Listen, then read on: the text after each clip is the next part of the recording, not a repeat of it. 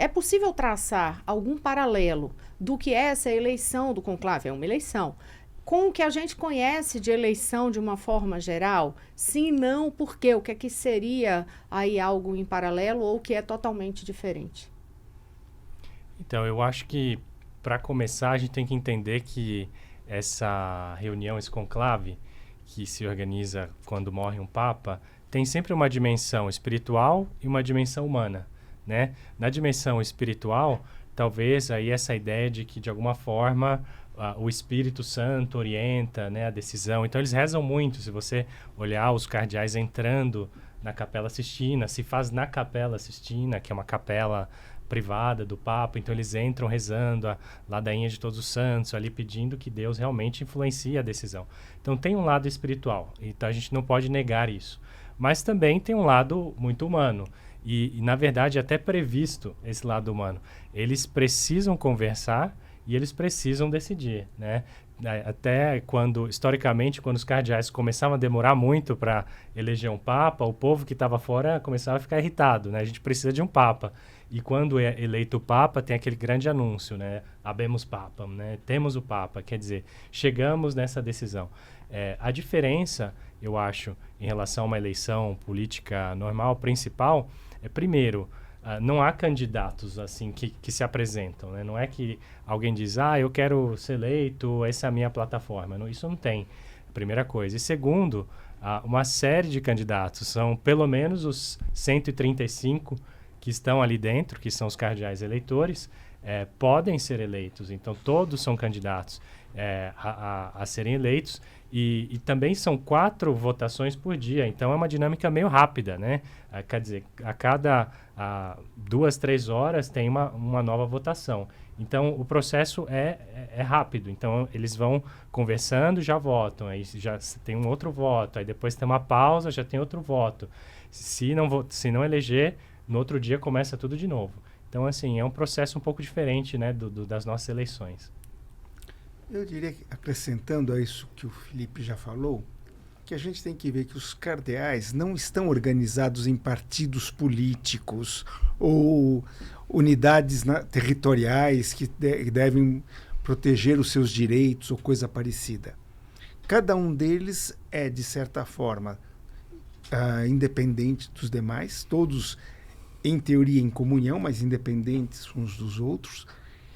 E o que eles vão procurar quando eles pensarem em quem eu vou votar? Eles não vão pensar, em primeiro lugar, quem é que pensa como eu. No sentido que todos, em teoria, pensam mais ou menos igual e nenhum pensa totalmente igual aos outros. O que eles vão procurar é qual de nós vai conseguir resolver os problemas, enfrentar os desafios da igreja hoje. Porque todos vão sair ganhando se o Papa for capaz de enfrentar esses desafios. Mas todos irão perder se o Papa não enfrentar esses desafios. Então, a pergunta é um pouco diferente. Por exemplo, um deputado perguntaria, esse é da minha turma ou não é da minha turma? Os cardeais não perguntam, esse é da minha turma ou esse não é da minha turma. Mas perguntam, esse vai resolver os nossos problemas e, com isso, facilitar a minha vida na minha diocese ou não? Agora, desculpa, só complementando, tem também uma coisa importante do perfil ali desses cardeais. Eles não se conhecem, não é isso? Sim. Poucos se conhecem, vêm de vários lugares do mundo. E por que isso influencia ali naquele momento? E qual que é a importância do momento? Tem articulações que são feitas antes, como a gente vê na política, ou o momento do conclave é o mais importante? Tem articulações, tem os eleitores fortes, aqueles que arregimentam os companheiros, mas sem dúvida tem um impacto do momento que não pode ser esquecido. Então a gente poderia pensar, um cardeal que não sabe se expressar bem, que não sabe dominar, digamos assim, o ambiente quando fala essas coisas, vai ter menos chance de ser escolhido, não porque os outros querem uma estrela, mas porque simplesmente ele vai ter mais dificuldade de comunicar para os outros aquilo que ele pode fazer de bom. Aquele cardeal que de alguma forma já conseguiu se destacar a nível mundial, pense, tem alguns poucos cardeais que a gente sabe que estão na mídia, etc., já tem um pouco mais de facilidade e assim por diante. Mas, no momento, a capacidade do cardeal de se comunicar com os outros, de mostrar as suas ideias para os outros, vai contar muito. E quem são esses eleitores internos fortes que conseguem arregimentar? E quem são esses papáveis fortes também? Quer saber já os nomes, assim, eu já logo quero, de cara? assim, já quero saber de cara para entender isso, porque o professor traz esse ponto ali. Tem os que conseguem arregimentar votos. Quem são essas pessoas? Eu acho que é importante ver o momento, né? Como dizia a Renata, a conjuntura. Esse é um colégio cardinalício feito de... ele é muito diverso, muito diversificado, porque o Papa Francisco, ele tomou essa decisão de internacionalizar o colégio cardinalício. Ele trouxe para dentro do colégio alguns representantes de países que nunca tiveram cardeais antes, por exemplo, Cabo Verde, Mianmar, Mongólia, até o Paraguai, Timor-Leste, enfim. Ele aumentou a representação dentro do colégio, né? Então, e mesmo em locais que tem um número muito pequeno de católicos, né? Um deles Mongólia acho que tem minoria. 1.500 católicos. Todos os católicos da Mongólia são menos que uma paróquia aqui no Brasil, né? Então, para dizer, e trazer essa representação das periferias, né? Existenciais e geográficas, como ele dizia. Então, a dinâmica desse conclave, ela é muito imprevisível, porque é um colégio diferente dos que a gente tinha antes. Dito isso, eu acho que pode acontecer duas coisas. Ou eles irem na direção desses mais conhecidos, que são um pouco os cardeais que estão ali na Cúria Romana, ou que tem um papel mais internacional, ou acontecer uma pulverização ali dos votos, votarem em diferentes nomes, e aí aos poucos eles terem que decidir um pouco entre eles. Aí poderia vir uma surpresa, né? Entre os mais conhecidos hoje, por exemplo, tem o cardeal Pietro Parolin, que é o secretário de Estado, que vai ter um papel relevante também durante o conclave, aí de coordenar o conclave. Ele é italiano, ele é o chefe da diplomacia vaticana e também é responsável por coordenar um pouco as atividades da Cúria Romana, desse governo central do Vaticano, ali, da igreja em Roma. Aí tem o cardeal Tagle, que é um asiático, filipino, é muito conhecido, muito popular na Ásia. Poderia ser uma pessoa também que atrai esse voto, né, desses países que antes não eram representados, muito carismático, enfim. Ele é um forte candidato. Tem, por exemplo, o cardeal Grech, que é maltês e é o coordenador ali, o secretário do sínodo, que é uma instituição também muito internacional, que envolve todos os bispos, envolve as igrejas locais, também muito visto. Tem o cardeal Prevost, que é do dicastério para os bispos, é um americano, mas que é agostiniano, foi missionário no Peru, foi bispo no Peru, então também tem uma experiência internacional. E entre os não curiais, digamos assim, também tem uma série de nomes. Eu destacaria o cardeal Aveline, que é francês e, na minha opinião, é um dos mais fortes candidatos. E ele é de Marselha, é um europeu, mas Marselha, que é uma entrada ali dos imigrantes na Europa, né? E era muito próximo no estilo do Papa Francisco, mas com uma personalidade mais europeia, digamos, um pouco mais contido, um pouco mais tímido, mas com uma mentalidade parecida. Então, só para dizer alguns nomes no que estão brasileiro, circulando. Sérgio da Rocha, dizem que é um papável, não é? É só uma vontade dos brasileiros? Ou... Todos são, de novo, né?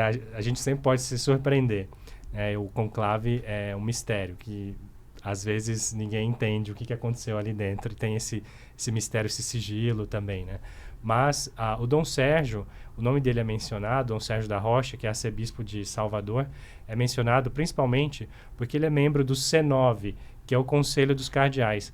Foi criada essa instituição depois do conclave que elegeu o Papa Francisco, para organizar essa reforma da Cúria Romana. Então, são 9 cardeais que ajudavam o Papa Francisco a organizar essa reforma. E nessa última configuração do C9, o Dom Sérgio entrou. Então, ele tem um cargo alto ali. Mas ele é muito discreto, a gente não ouve muito ele falar um pouco aquilo que o Borba dizia, né? Não é uma pessoa que a gente sabe exatamente como ele pensa, né? É uma pessoa mais discreta, mais contida, é um pastor aqui da igreja no Brasil, não sei quanto internacional ele é, enfim, todos esses fatores pesam, né, na escolha.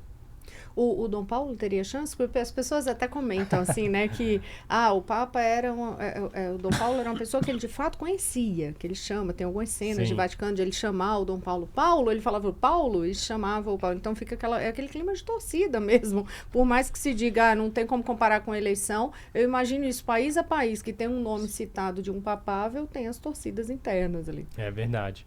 O Dom Paulo também tem essa questão de ser um líder mais local, mas também tem um outro ponto que é importante, que é a idade. Ele é muito jovem, né? Ele é um dos mais jovens. Então, você imagina eleger um Papa com menos de 60 anos, se ele viver 88 anos como o Papa Francisco, ele vai ficar por aí pelo menos uns 30 anos, né? Seria um pontificado um pouco longo. Eu acho que esse é um fator também que eles pesam muito, a idade. E eles não querem um pontificado longo, é ruim? Eu acho que muito longo, geralmente eles procuram evitar isso, né? Porque é muito imprevisível o que pode acontecer nos próximos 30 anos. Você tem que ter muita certeza, né, da sua escolha. Não sei se concorda com isso. Só para eu complementar, quer dizer, na verdade, insistir na pergunta inicial, a questão de quem são esses que conseguem arregimentar. Também seriam essas pessoas quem consegue atrair esses votos? Acho que tem alguns que são os líderes locais, né, das igrejas locais, por exemplo, os presidentes das conferências episcopais. Eles são muito conhecidos regionalmente, então eles também podem atrair votos, ou pelo menos eles podem ser articuladores importantes, que também tem isso.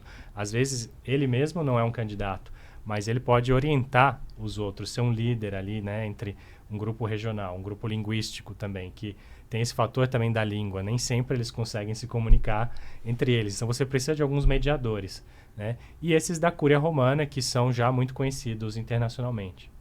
Eu diria que, de modo geral, você pode pensar, como uma aproximação grosseira, que uma lista de papáveis está muito mais próxima de uma lista de grandes eleitores. Porque, justamente, os papáveis são aqueles que já há alguns anos têm aparecido na mídia, se relacionado com os demais, então são naturalmente nomes que devem influenciar outros, que os outros vão procurar. Olha, quem é que você vai votar, certo? Agora, acho que também uma coisa que é importante a gente pensar no caso dos brasileiros é que depois de um cardeal argentino, vai ser mais difícil um cardeal sul-americano. A tendência seria, não que houvesse um veto aos sul-americanos, mas naturalmente os cardeais irão pensar quem é que existe nos outros lugares do mundo que pode ocupar esse posto.